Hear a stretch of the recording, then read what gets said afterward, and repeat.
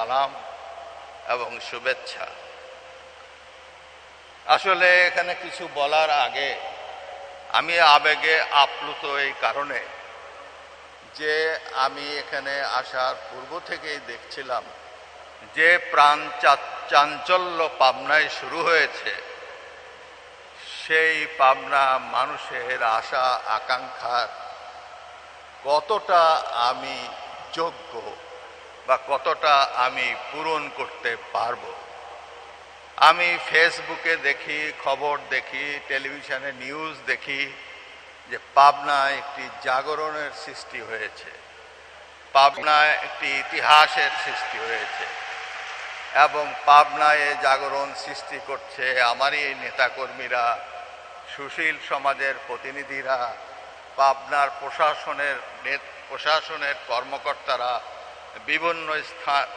বিভিন্ন পর্যায়ের নেতৃবৃন্দ প্রত্যেকেই রাত জেগে জেগে আনন্দ মিছিল করছে, পোস্টার লাগাচ্ছে, ব্যানার লাগাচ্ছে, মনের আকুতি দিয়ে তারা এই সমস্ত আমাকে রিসিভ করার জন্য, আমাকে স্বাগত জানানোর জন্য দরদ দিয়ে কাজ করছে। মনের ভিতর দিয়ে তাদের আকুতি, তাদেরকে কেউ টাকা দেয় না, পয়সা দেয় না, স্ব উদ্যোগে তারা রাস্তায় নেমেছে, দোকান বন্ধ রাখছে, মিছিল করছে, রিক্সা চালাচ্ছে না, রাস্তায় কাজ করছে, সাজসজ্জা করছে। অদ্ভুত আকুতি তাদের মনের মধ্যে যে আমাদের চুপ্পু ভাই আসতেছে, আমাদের চুপ্পু ভাই পাবনায় আসতেছে। হায় রে হায় ভাই, এ ঋণ কিভাবে শোধ করব? আমাদের চুপ্পু ভাই আসতেছে। আমি অনেক সময় ভাবি, আমার স্ত্রী আমাকে জিজ্ঞেস করে তুমি এত চুপচাপ কেন? আমার ডাক্তার আমাকে বলে আপনার প্রেশার সকালে হাই, রাত্রে লো।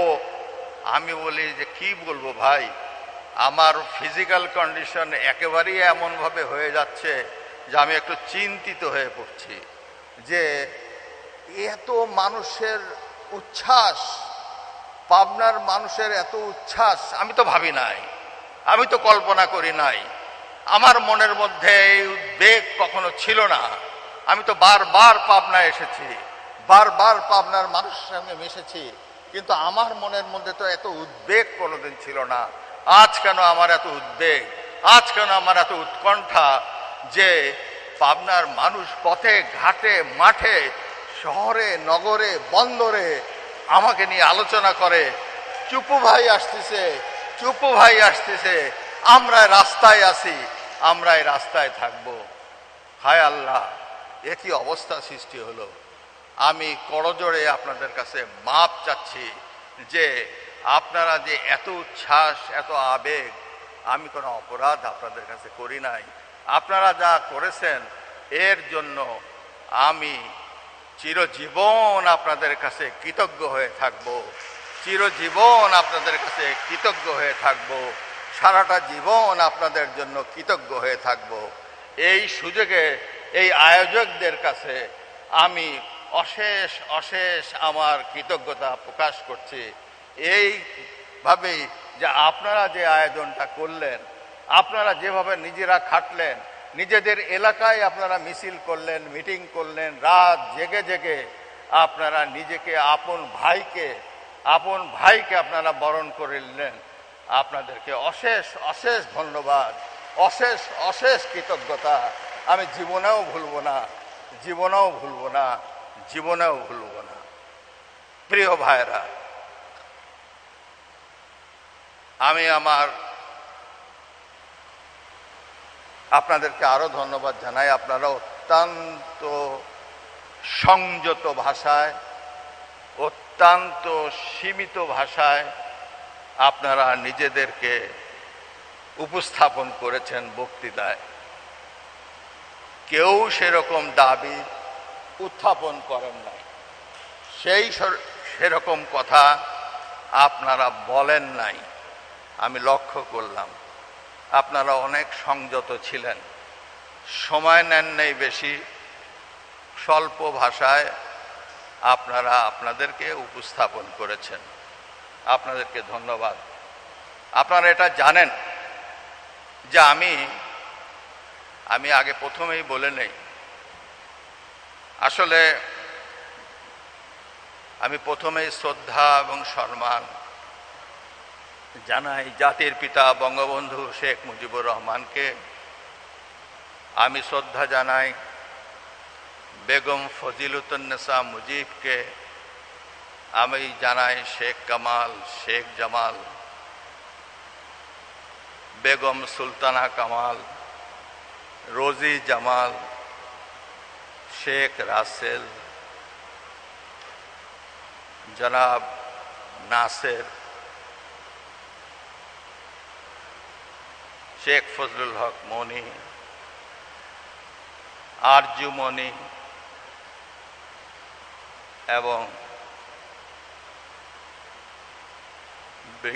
কর্নেল জামিল, আব্দুর রব সেরনিয়াবাদ। একই সঙ্গে জাতীয় 4 নেতা এম মনসুর আলী, জনাব তাজউদ্দিন আহমেদ, সৈয়দ নজরুল ইসলাম, জনাব কামরুজ্জামান সাহেবকে, মুক্তিযুদ্ধের শহীদ বীর ভাইদেরকে, বীরঙ্গনা মা বোনদেরকে, সমগ্র গণ আন্দোলনে শহীদ সকল ভাই বোনদেরকে একই সঙ্গে অত্যন্ত শ্রদ্ধার সঙ্গে স্মরণ করি পাবনায় শহীদ জনাব অ্যাডভোকেট আমিন উদ্দিনকে, অমলেন্দুনাথ দাক্ষিস এবং ব্যবসায়ী নেতা জনাব সাইদ তালুকদার এবং শ্রমিক নেতা শুক্কুরকে, যারা মুক্তিযুদ্ধের সময় পাবনায় শহীদ হয়েছিলেন। আমি সশ্রদ্ধ চিত্তে সালাম জানাই আমার গুরু, আমার নেতা, আমার রাজনৈতিক শিক্ষাগুরু, দীক্ষাগুরু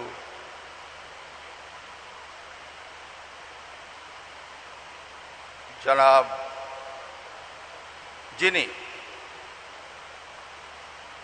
সর্বকনিষ্ঠ সংসদ সদস্য ছিলেন পার্লামেন্টের, জনাব আহমদ রফিক, যাকে সত্য কথা যদি বলি অত্যুক্তি হবে না, মিথ্যা হবে না, কোনো নতুন কাহিনীরও সৃষ্টি হবে না। তাকে হত্যা করেছিল ডিসেম্বর মাসে সংসদ সদস্য নির্বাচিত হওয়ার সঙ্গে সঙ্গে নকশালি বাহিনী পাবনা। তার নেতা ছিল টিপু বিশ্বাস, এখনো সে জীবিত। সে টিপু বিশ্বাসের নকশাল বাহিনী কর্তৃক সে নির্মমভাবে নিহত হন আমাদের নেতা আহমেদ রফিক, সবচেয়ে জনপ্রিয় নেতা।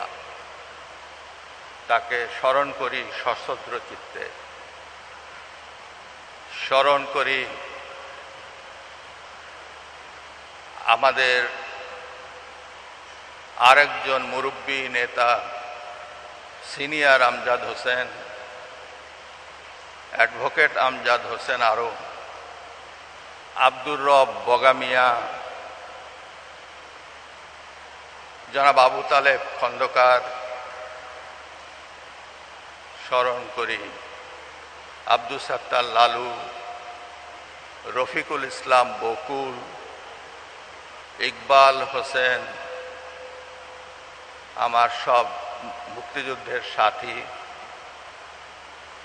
একই সঙ্গে আমরা যারা মুক্তিযুদ্ধে অংশগ্রহণ করেছিলাম সেই বকুল, ইকবাল। আরও স্মরণ করি শফিকুল আজিজ মুকুল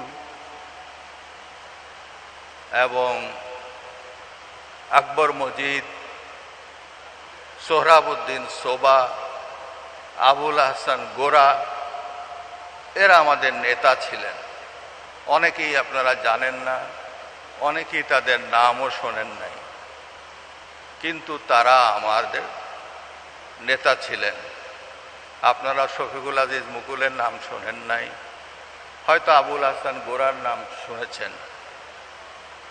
বেবি জানে, লাল জানে, পাকন বসে আছে, পাকন জানে। আমাদের তাদেরকে স্মরণ করি অত্যন্ত শ্রদ্ধাবনত চিত্তে।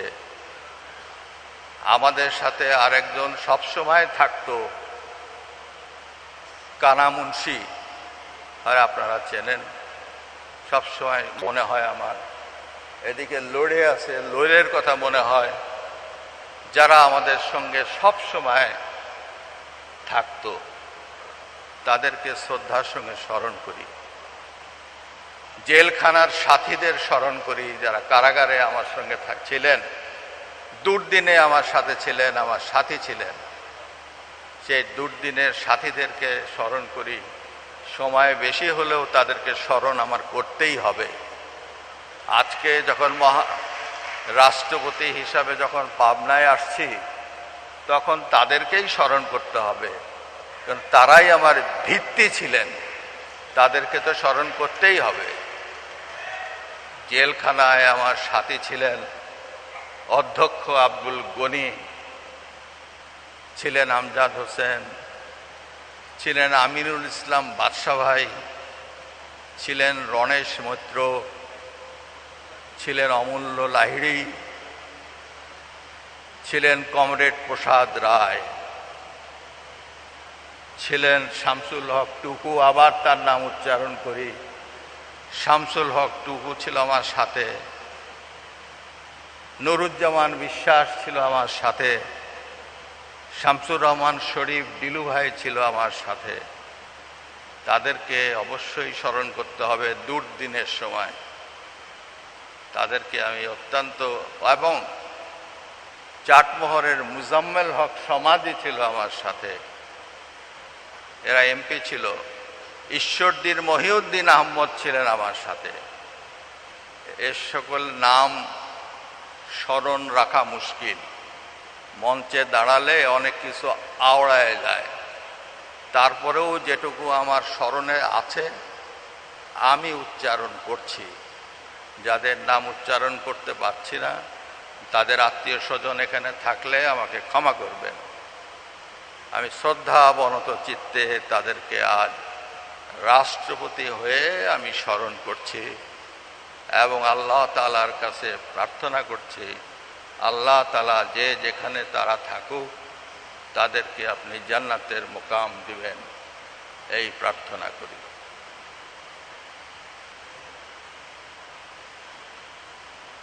আপনারা জানেন রাষ্ট্রপতি একটি সাংবিধানিক সর্বোচ্চ পদ। এই সর্বোচ্চ পদে আমি যখন শপথ গ্রহণ করি, তখন আমাকে বলতে হয়েছে যে আমি সংবিধানের রক্ষণ, সমর্থন ও নিরাপত্তা বিধান করিব। এটা অঙ্গীকার। আমি অঙ্গীকার করেছি যে আমি রাগ, অনুরাগ বা বিরাগের বশবর্তী না হইয়া সকলের প্রতি আমি আইন অনুযায়ী সমান